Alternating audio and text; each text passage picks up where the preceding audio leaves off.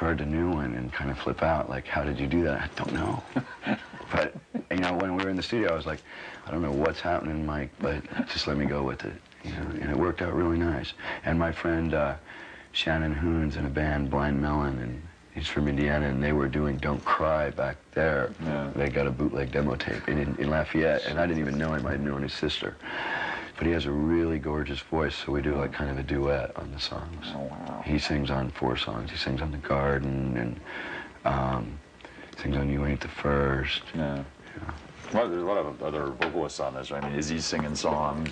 Yeah, I mean, I worked on bringing the other people out with what they did. I thought what they did best. You know, we still haven't worked it out on stage how we do it yet. You know, but Is there going to be a point where you're going to be able to play like all this material on stage? Could you really perform it all on stage? You know, a dream I have is to get to where I can do a 3-hour show. Yeah. And right now we don't use a set list.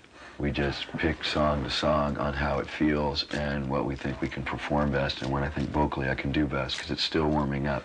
I figure, you know, we're going to go out and give as much as we can every time, but I figure a real Guns N' Roses show, what we're shooting for, hopefully I might have in 6 months. I mean, remember that thing I told you last time? It's like Jagger was working on getting that stage thing together for a really long time, you know, and learned a lot from him. You know, so we're hoping that in 6 months we can actually have different set orders and things and have it planned out so it's a lot more dramatic. Yeah. You know, and there'll be additions to the stage setup and the lighting and things like that we didn't use right now because of